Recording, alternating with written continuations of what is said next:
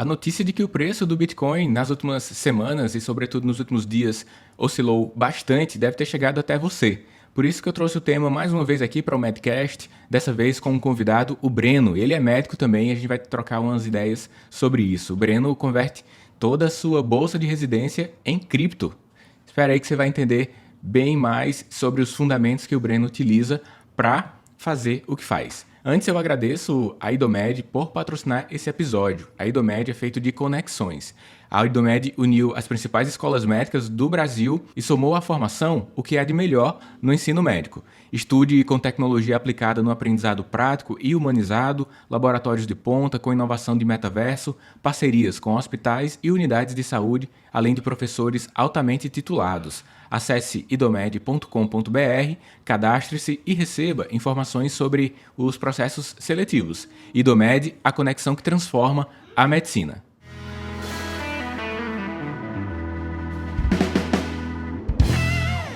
E aí, amigos do Medcast, vamos começar mais um episódio. Hoje eu tô aqui com o meu amigo Breno Yanagibashi. Treinei algumas vezes para pronunciar o sobrenome e saiu. Certinho, tá certinho, Daniel. Show de bola. O Breno, ele tá à frente de um perfil, Residente Cripto, @Residente Cripto. Quem tá acompanhando o podcast pelo vídeo tá aí na tela. O Breno, ele fez algo inovador. O primeiro médico do mundo a receber a bolsa da residência em criptomoedas. Eu chamei o Breno aqui pra gente conversar um pouco sobre alguns tópicos, vamos ver como é que isso se mistura. Residência, Bitcoin, rotina, liberdade. Será que dá certo misturar isso tudo? Breno, primeiro, muito bem-vindo ao Medcast, é uma honra te receber aqui. E você já vem nessa rotina de tudo, mas primeiro quero saber quem é o Breno mais detalhadamente. Diga aí, quem é você? Bem-vindo. Primeiramente, obrigado, Daniel. Bom, me chamo Breno, como o Daniel já apresentou, eu sou médico, estou formado, indo para o meu terceiro ano de formado, né? E eu sou um apaixonado tanto pela parte do mercado financeiro, investimentos, e, consequentemente, depois eu conheci as criptomoedas, o Bitcoin. Tanto que eu conheci você, Daniel, falei com você sobre o seu livro que eu tinha lido, né, o Inteligência Financeira para Médicos. E aí que a gente começou a trocar uma ideia e tudo mais. Atualmente, né, como diz o nome da página, eu sou residente de medicina da família e comunidade. Não é a minha única fonte de renda, sei que isso não é a realidade de todos os residentes médicos, inclusive talvez de uma minoria, pelo menos no início, né, que tem que se dedicar exclusivamente à residência. Eu consegui conciliar a residência a outros empregos que eu já tinha. Então, eu pude ter a ideia e botar em prática de fazer o quê? Transformar toda a minha bolsa de residência num experimento, né? Transformar ela 100%, convertê-la mensalmente em criptomoedas. Voltando um pouquinho na história de como que eu conheci criptomoeda. Na verdade, eu acho que dificilmente você vai encontrar uma pessoa que hoje está envolvida com cripto e que no início não começou pelo mercado financeiro tradicional. Antes de me formar, eu tive assim a grande angústia de, digamos assim, de querer aprender um pouco mais. Eu sabia que eu ia começar a ganhar a minha grana, que eu ia começar a trabalhar, mas eu precisava saber o que eu ia fazer com ela, né? Então, isso eu acho que é uma dor muito grande da maioria dos médicos, que infelizmente a nossa classe não tem inteligência financeira, não tem educação financeira.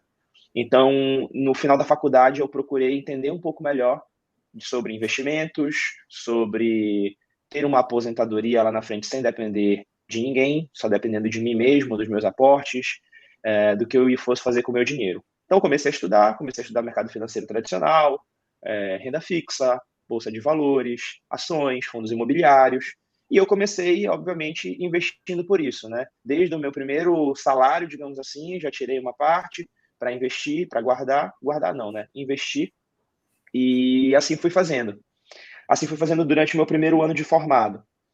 No meu segundo ano de formado, eu consegui entrar na residência médica, e ali no finalzinho de 2020, mais ou menos, que foi o meu primeiro ano, eu comecei a estudar mais sobre cripto, principalmente sobre Bitcoin, que acredito que, como também a maioria das pessoas, já tinha ouvido falar e achava que era uma grande furada, achava que era pirâmide, achava que era golpe, mas quando você estuda sobre a tecnologia envolvida, sobre tudo o que está envolvido mundo fantástico que é das criptomoedas, né, da Web 3.0, agora que está sendo tanto falado, me apaixonei.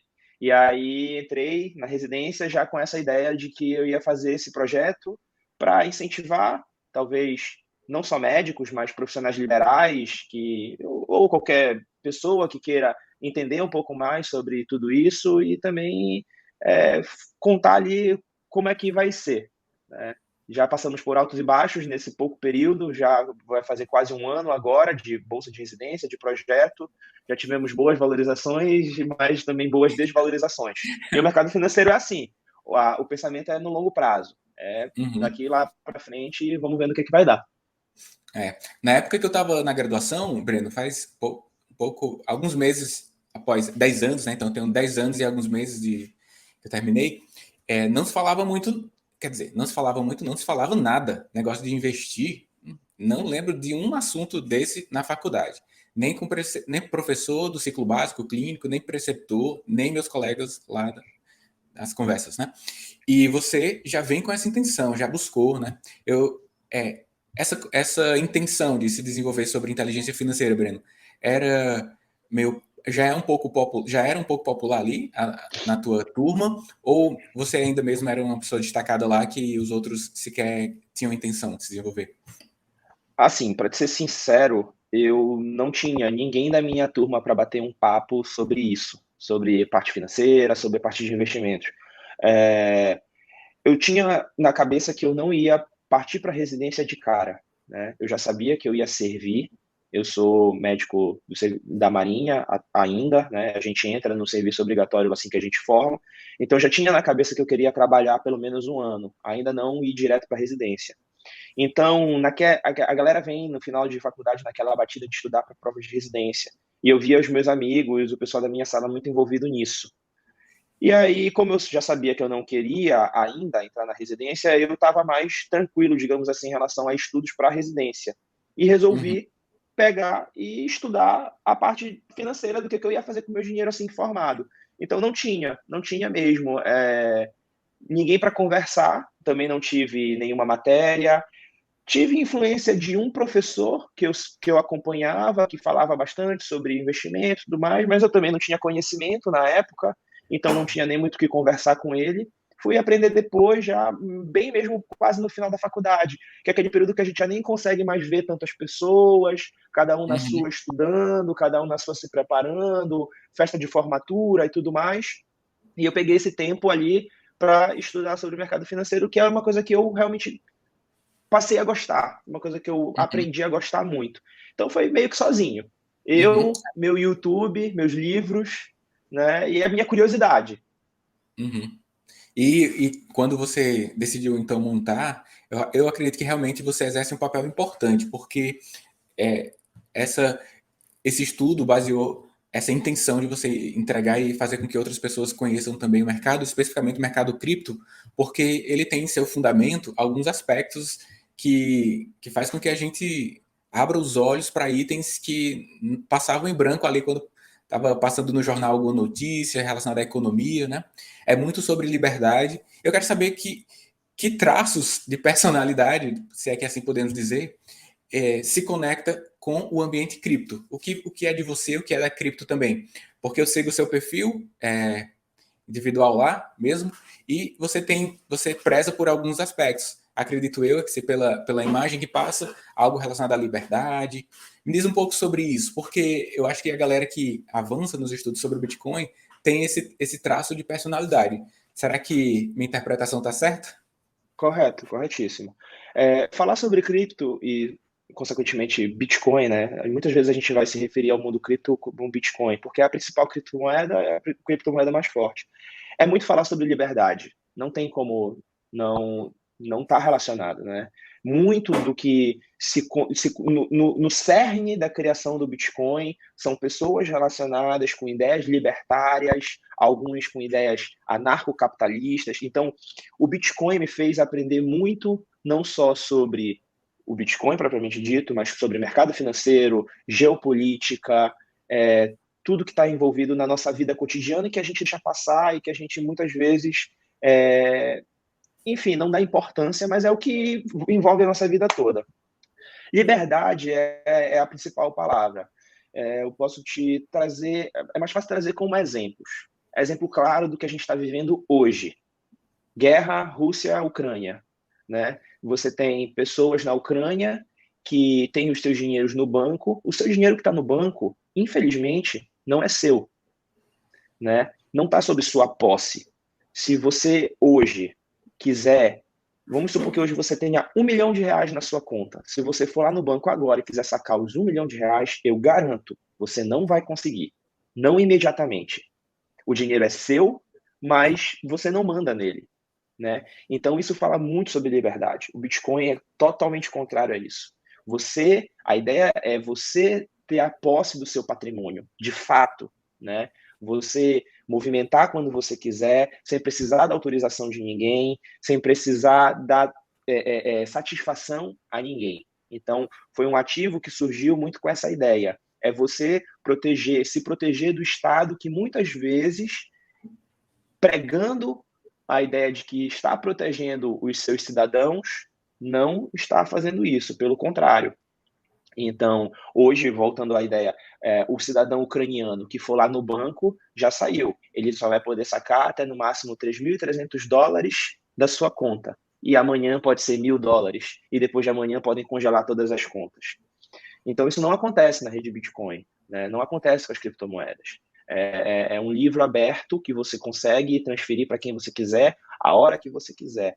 Então, é muito sobre liberdade. É o poder pegar tudo que eu tenho aqui, transformar em Bitcoin, e se eu quiser hoje morar na Ásia, eu vou, e lá eu transformo novamente minhas criptomoedas na moeda local e vou viver a minha vida. Então, é essa ideia nova, que eu sei que para muitos é algo que parece muito distante, né? Muito inseguro, mas que na verdade é o que realmente deveria ser, né? Você não depender de um terceiro para te dizer o que você pode fazer com o seu dinheiro, com o seu patrimônio, quando você pode usá-lo e tudo isso. Então, também, além da parte da liberdade, também fala muito sobre questões políticas, né? Nós que estamos à mercê de decisões dos nossos representantes, que muitas vezes não nos favorecem, só favorecem eles próprios. Então, fala muito sobre isso. E isso é um traço de algo que eu aprendi que realmente é algo que eu gosto muito, que eu acho que é o certo, né, pra gente.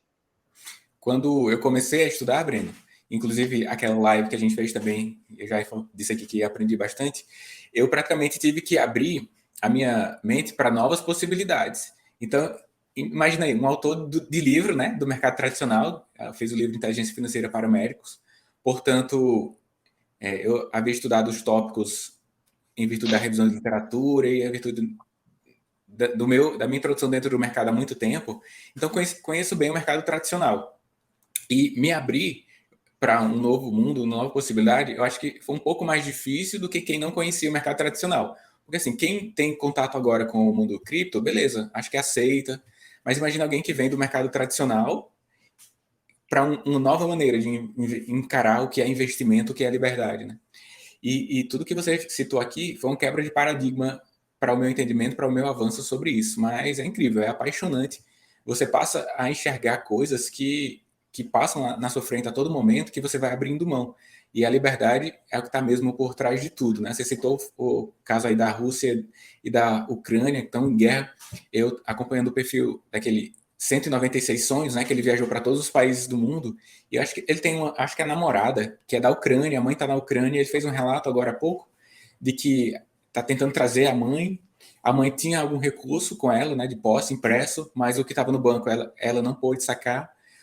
O dinheiro local não está sendo, mesmo quem tem dinheiro, não está sendo tão válido assim, e o cartão de crédito também não está sendo aceito. O banco aí está tendo aquele fenômeno, né, corrida aos bancos, numa tentativa de que depois consiga transformar o dinheiro em dólar, mas é uma dificuldade extrema. Supermercados sem os itens e muitos saindo, atravessando a fronteira, porque agora está fechado, né? Mas houve uma tentativa logo no início. E aí, quem tem suas criptos consigo, né? E não na exchange, ele tem a possibilidade de levar sua riqueza e começar uma nova vida em outro local com um nível de facilidade pouco maior, ou então menos dificuldade do que aquela pessoa que está lá do outro lado, na fonte. Mas só que algumas pessoas podem imaginar, mas está muito distante da gente, está muito distante. Aqui no Brasil não tem guerra, não. Mas o mundo cada vez mais conectado, de alguma forma, seremos influenciados, né, Breno?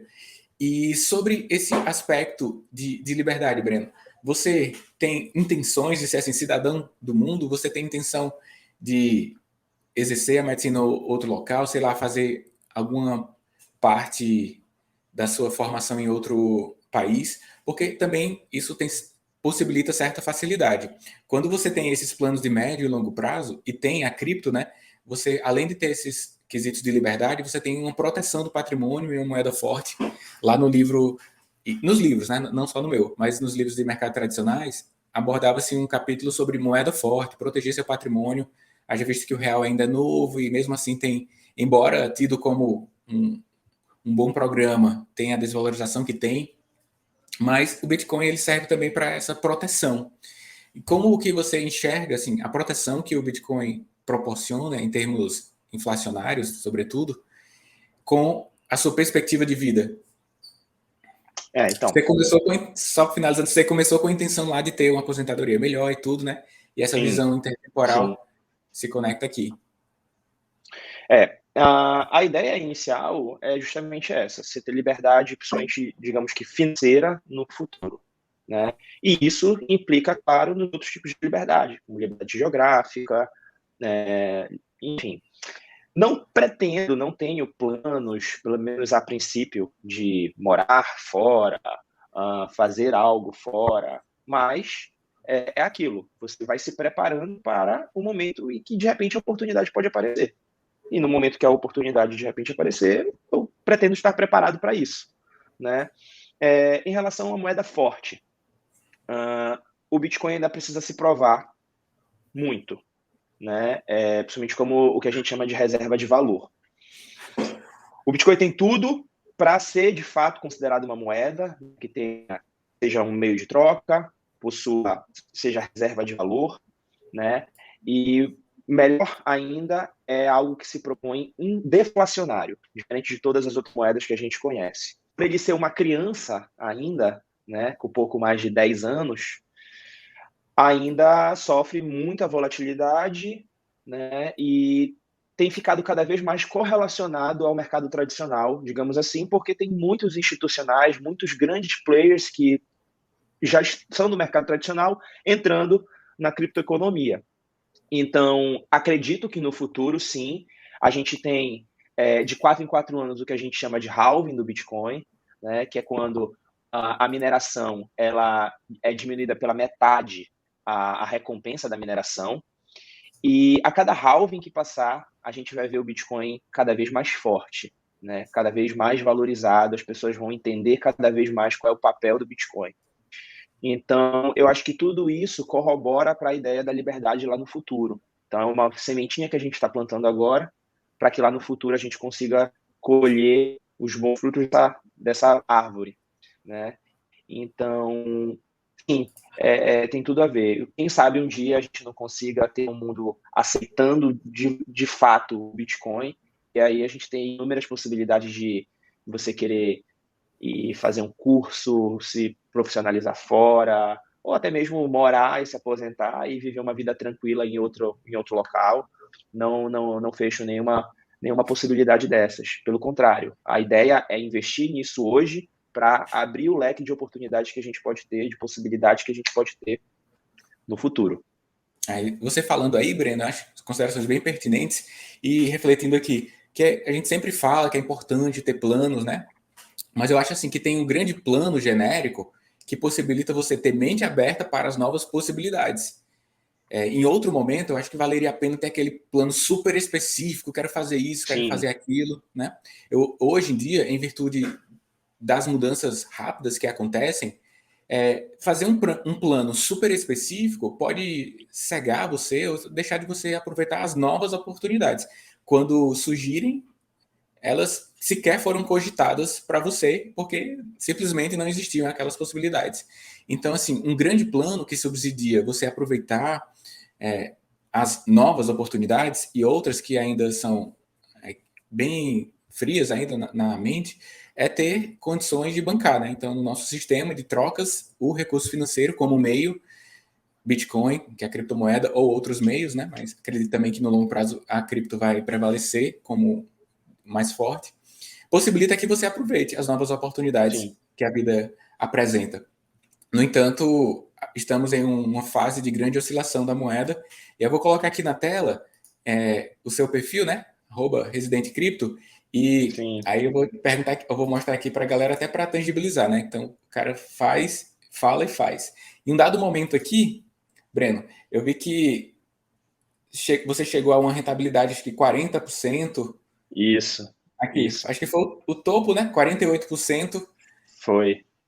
Então, é do outubro, mês de outubro, né? A gente vai colocando mensalmente, né? A ideia é receber a bolsa de residência ali no início do mês, e aí vamos investindo durante o mês. A gente faz uma técnica, digamos assim, que é chamada de Dollar Cost Average, para o pessoal que ainda nunca ouviu, que se chama a sigla DCA, que é você fazer compras parciais, né? Você fazer compras semanais ou compras quinzenais, você pega ali o valor, eu posso investir tantos reais, vou investir tantos reais de tanto e tanto tempo.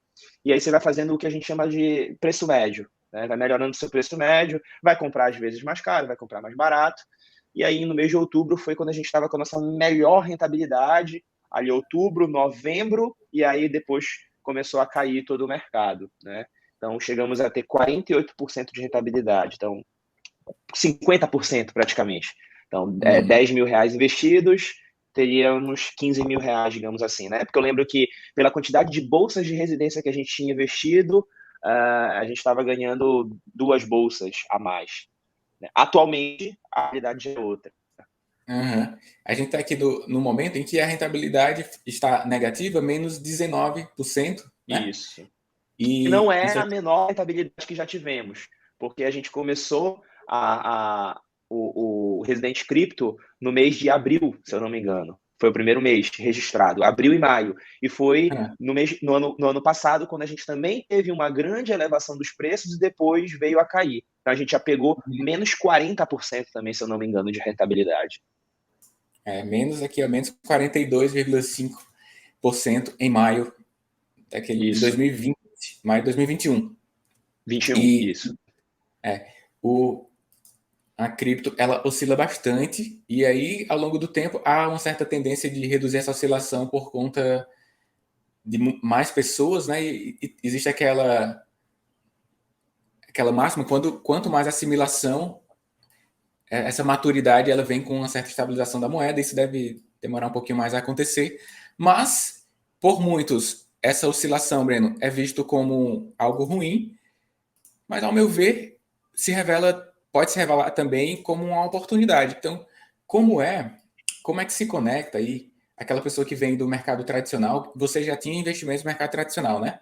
Sim, sim. E você analisava, o comportamento do mercado tradicional é bem diferente, né? Tem sim Muito. oscilações, mas de vez em quando que você erra muito na escolha de uma ação, ela oscila bastante, mas não é o que acontece com a maior parte. Diferente da criptoeconomia. Se você tem Bitcoin ou altcoins, que são outros tokens ou cripto mesmo, você já tem que estar na espera disso, né? Então, como é, Breno, que a pessoa, no seu olhar, deve ser a expectativa de um investidor cripto ou de um comprador cripto, né? Que pode ser que não seja, não é de comum acordo que quem compra criptomoeda é um investidor, né? Ele está Sim. comprando um tipo de coisa. Mas enfim, acho que é outra discussão. Mas como foi essa transição de uma coisa que tinha certa estabilidade e ascensão, renda fixa, renda variável também, sobretudo os ETFs, para algo com tanta oscilação? Para mim foi uma preparação, né?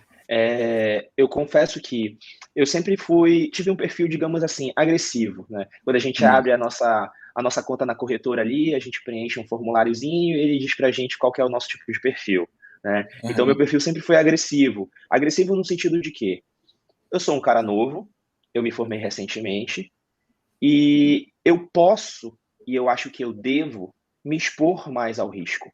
Eu vejo muita gente da minha idade Muita gente até mais nova do que eu, que consequentemente se formou mais novo, trabalha há mais tempo, e tem uma vida inteira pela frente, e a pessoa com medo, entre aspas, guardando o dinheiro debaixo do travesseiro, porque tem medo de oscilação, acha que vai perder o seu dinheiro. E assim, segurança no que a gente investe vem muito em relação ao quanto a gente estuda aquilo que a gente está fazendo. Claro, se você não estudar nada, você vai tomar um susto, um Bitcoin que pode desvalorizar ou valorizar 20% um dia. Mas se você estuda, entende, compreende que no momento aquele é o perfil do ativo, mas que tem toda uma mudança pela frente, tem toda uma tecnologia, toda uma comunidade por trás, você entende que, ok, eu estou disposto a correr esse risco pensando lá na frente, pensando que ali na frente o Bitcoin pode se tornar de fato o ouro digital. Se você pegar o gráfico do ouro, é um ativo que oscila muito pouco, né?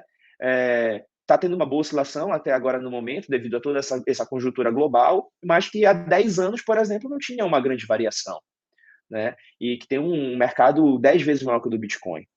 Então, tudo eu acredito que seja proporcional ao quanto você estuda sobre aquilo. Então, assim, voltando um pouquinho, desde que eu entrei no mundo dos investimentos, eu já coloquei assim, renda fixa. Renda fixa é minha reserva de segurança. O resto é renda variável, vamos correr risco. Não tem por que não correr risco, né? Se eu perder tudo, pô, vou ficar triste? Vou. Mas eu tenho uma vida inteira pela frente para correr atrás. Claro que eu não vou fazer loucura para perder tudo. Claro que eu não vou investir tudo que eu tenho em Dogecoin, em Shiba Inu, que são moedas que não têm fundamento, né? São meme coins que a gente chama. Mas eu vou investir naquilo que eu estudei, que eu acredito, que eu entendo. Então, o mercado financeiro foi bom por isso. Eu já entrei muito na parte de renda variável mesmo, oscilações bem menores, valorizações e desvalorizações menores. Isso foi preparando o terreno para que eu pegava assim, pô, uma grande oscilação na renda variável de 5% ao dia. 5% no índice da circuit breaker.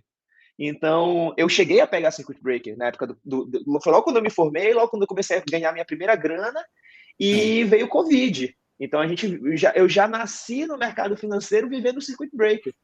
Já Isso nasceu para mim no foi muito caos. bom. Isso foi muito bom. Não tenho o que reclamar. Isso foi maravilhoso.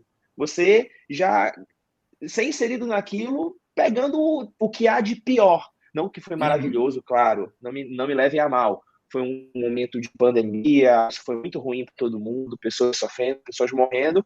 Estou trazendo simplesmente para a parte do mercado financeiro, né? O que a gente viveu ali foi uma experiência muito grande que até então muitos investidores que já investiam no mercado financeiro há anos nunca tinham vivenciado.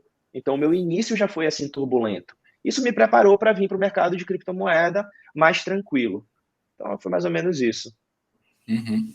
E aí você acaba entrando no mundo, né? Que aí depois você abriu para outras criptos, incluindo no seu portfólio, que hoje tem da rede Ethereum, Ether, Solana, Polkadot. Mas eu quero falar, Breno, sobre esse passo que você deu de ter seus próprios NFTs. Vou até colocar aqui para a galera conhecer, né? Primeiro diz para a gente aí o que é NFT. Vou colocando aqui na tela.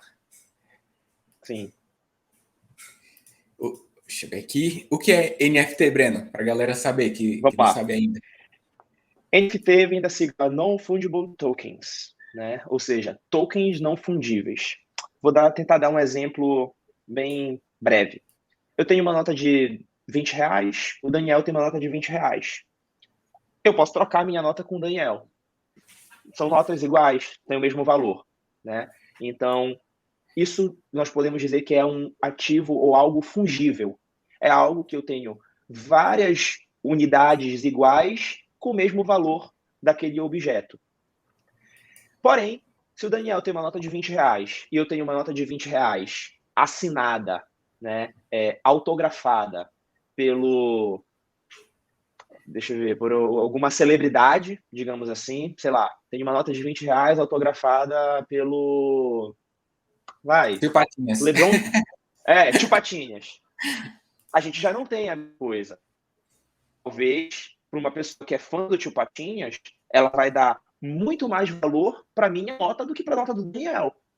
Então eu tenho agora algo não fungível, é algo único. A não ser que exista uma outra nota de R$ 20, também autografada pelo tio Patinhas, aí tudo bem. Elas podem ser intercambiadas com o mesmo valor. Então é mais ou menos isso. Para muitas pessoas é irracional. E realmente tem muito de irracionalidade no mercado. Né? A gente tem que saber separar o que são as coisas realmente que valem o preço que está sendo pago. A pessoa pode falar assim, pô, mas e aí? Você cria uma imagem digital, eu posso ir lá bater um print e eu tenho aquela imagem. Sim, você pode ir também lá no Museu do Louvre e bater uma foto da Mona Lisa e dizer que tem a Mona Lisa.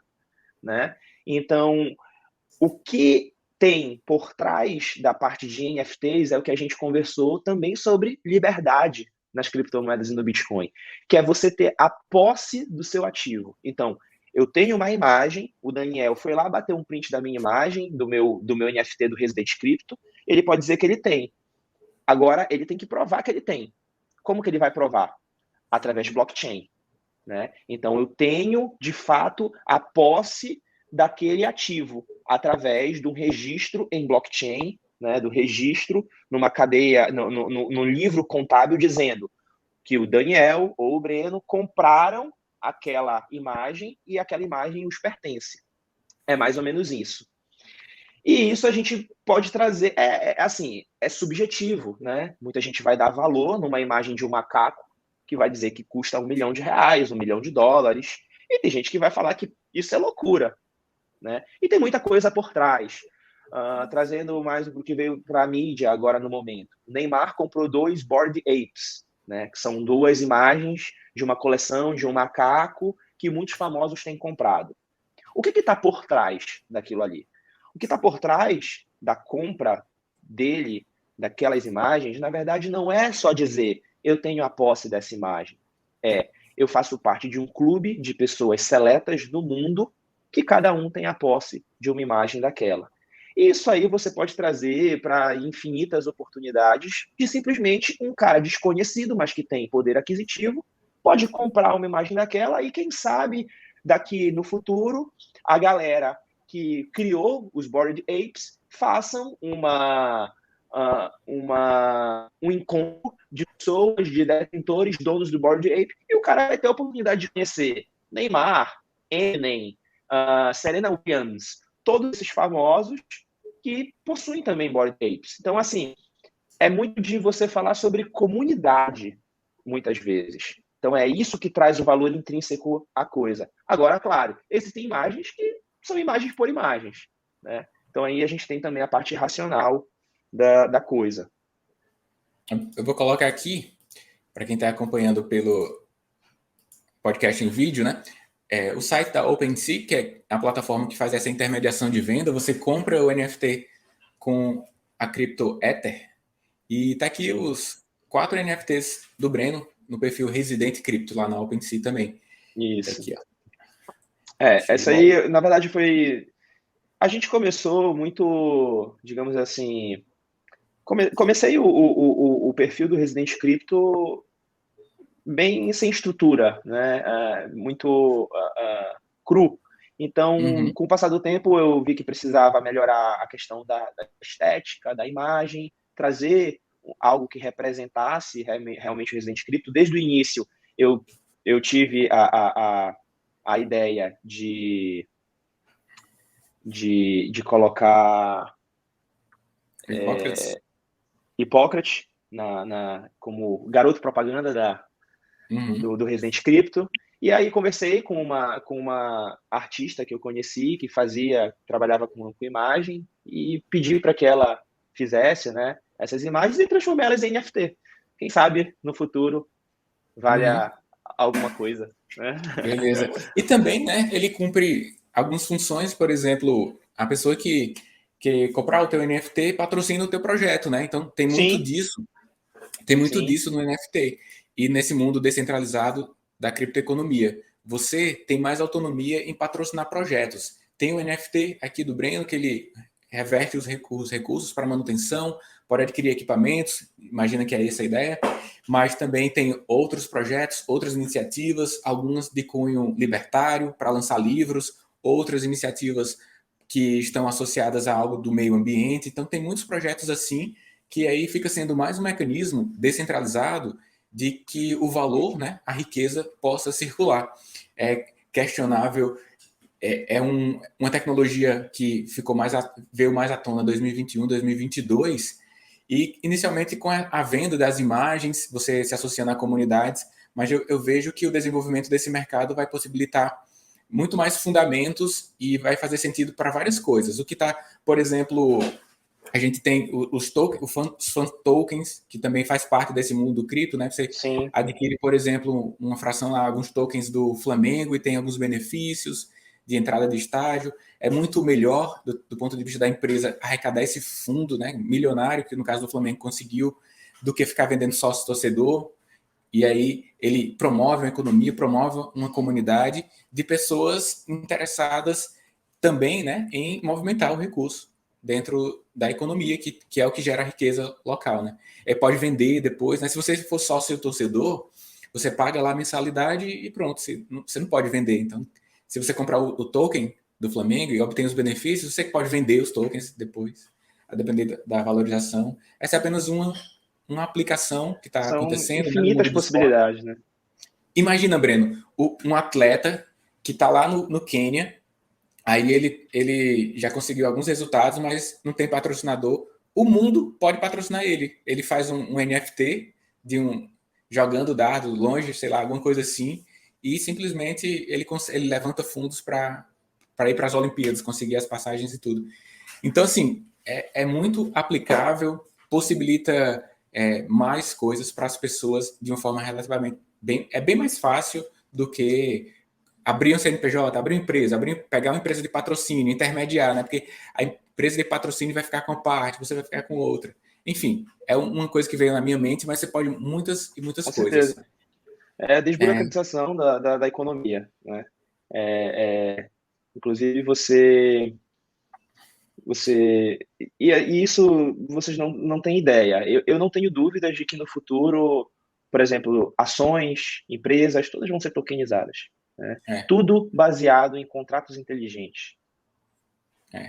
E você, enquanto médico, pode receber. Hoje já tem a rede Lightning, né? Que é uma camada off-chain, é uma camada que está como se fosse uma segunda camada da blockchain, porque na blockchain, para você transacionar o Bitcoin, é um pouco lento. E aí, quando você vai para uma camada fora, né? Você permite 4 mil transações, se não me engano.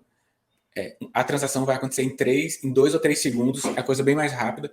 E você pode receber a sua consulta por cripto, né? Hoje já pode fazer isso, no futuro vai ser muito mais fácil. Até a última vez que eu vi, estava quase 4 mil pessoas, carteiras utilizando, mas deve ter muito mais, porque El Salvador aceita agora o Bitcoin como moeda legal, né? Então a população deve, não sei se é a rede Lightning que eles usam, É mas Lightning. então pronto. Então É. deve ter milhares e milhares já dessa possibilidade de troca. Assim, uma das grandes dificuldades do que era visto na rede Bitcoin era em relação às transações de pequenos valores. De que forma eu vou conseguir ir na padaria comprar um cafezinho pagando com Bitcoin? Se de repente, muitas vezes, a taxa de transação é mais cara do que o próprio cafezinho. E aí surgiu a rede Lightning, né, que é uma segunda camada, é algo um pouquinho mais complexo de se entender, mas basicamente como se você travasse uma quantidade de bitcoins naquela camada, ela se transaciona e essa quantidade de bitcoins pode voltar para a primeira camada. Então é como se fosse só duas transações, uma entrada na camada e a outra saída. Isso facilita muito mais você conseguir transacionar pequenos valores de maneira rápida, né? Então, aí surgiu e hoje em dia a gente consegue fazer essas transações, então não tem mais desculpa de eu não consigo comprar um cafezinho com Bitcoin. Você consegue. Salvador é um grande experimento para o mundo para ver como que o Bitcoin é possível tornar o Bitcoin uma moeda de curso legal num país e quem sabe a gente tenha não só o Bitcoin como moeda de curso legal, mas uma moeda oficial de um país, né? Porque, querendo ou não, El Salvador ainda trabalha com o dólar também, mas quem sabe no futuro a gente não tenha o primeiro país que trabalhe somente com Bitcoin. Diga, nossa moeda é Bitcoin, ponto final. Beleza. Breno, foi show de bola aqui nosso bate-papo, conhecer um pouco mais de você, conhecer a sua conexão com esse mundo cripto e a sua contribuição para a comunidade inicialmente médica. Eu acho que o nome ajuda a atrair esse tipo de público, mas como você bem disse, para todo mundo que quiser se desenvolver no tema, aprender e visualizar aí sua pele em risco, sua pele em jogo, a cada mês você prestando contas ali do que está acontecendo com sua bolsa, da evolução patrimonial, e acaba que você consegue fazer algumas conexões, a pessoa que acompanha consegue fazer algumas conexões de possibilidades para suas próprias vidas. Você gostaria de falar algo? Aquela pergunta da anamnese. Gostaria de falar algo que eu não perguntei, que você acha importante? Não, assim, eu só queria convidar o pessoal que estiver assistindo para acompanhar, para entender um pouco melhor sobre essa nova oportunidade que está só começando, né? Muita gente se questiona, pô, mas Bitcoin já se valorizou muito, está muito caro já. É só o começo. Ainda tem muito chão pela frente. Quem estiver entrando hoje nesse mercado está sendo um early adopter, né, que a gente chama. Então, as pessoas, os adotantes iniciais da tecnologia, assim como foi um dia a internet, né? Então, só queria chamar o pessoal para entender um pouco melhor e participar da comunidade. Quem tiver dúvida pode me chamar lá no Instagram, eu respondo prontamente. Gosto de falar sobre isso e vou continuar lá postando para incentivar. A ideia é incentivar. Sei que muitas pessoas não têm como investir tanto mensalmente, anualmente, enfim, tem uma condição diferente, né? Mas se você consegue investir hoje um valor mínimo, pensando no futuro, pode ter certeza de que lá na frente vai valer a pena. Por mais que agora pareça muito pouco, lá na frente vai ser bem mais. Então, quem tiver qualquer dúvida, qualquer interesse, qualquer curiosidade, é só chamar lá no Resident Crypto no Instagram. A gente está no Twitter também. Em breve, quem sabe, no YouTube. Temos aí planos para esse ano, muita coisa chegando por aí. Então é isso. Convido a todos. Muito obrigado, Daniel, Massa. pela oportunidade de estar falando sobre isso. E estamos aí. Então sigam lá, pessoal. Vocês façam um favor, pegue o link desse episódio, coloca lá no WhatsApp da sua turma, ou então na galera lá do plantão. Alguém que você acha que tem interesse, alguém que você gosta e que não gosta também, para que você possa ser mais uma peça desse quebra-cabeça, né, de contribuição que podemos fazer aqui para a medicina, aqui especificamente através do Medcast. E agradeço a você que compartilha o nosso conteúdo. Também vai lá no perfil do Breno, no direct, diz o que você achou do conteúdo, manda lá um áudio, e para mim também, no @Daniel Coriolano. É sempre interessante ter essa interação que as redes sociais nos proporcionam, aqui o podcast, o YouTube e outros canais. Brigadão, a gente se encontra em próximos episódios. Espero que as informações debatidas aqui hoje no Medcast se somem ao que você já tem de conhecimento e que gere repercussões práticas. Obrigado à Idomed por ter patrocinado esse episódio. A Idomed é feito de conexões. Unimos as principais escolas de medicina do Brasil e somamos à sua formação o que há de melhor no ensino médico. Estude com tecnologia aplicada no aprendizado prático e humanizado, laboratórios de ponta com inovação do metaverso, parcerias com hospitais e unidades de saúde, além de professores altamente titulados. Acesse idomed.com.br, cadastre-se e receba as informações sobre os nossos processos seletivos. Idomed, a conexão que transforma a medicina. Forte abraço, Medcaster, e a gente se encontra na próxima semana em mais um episódio por aqui. Até lá!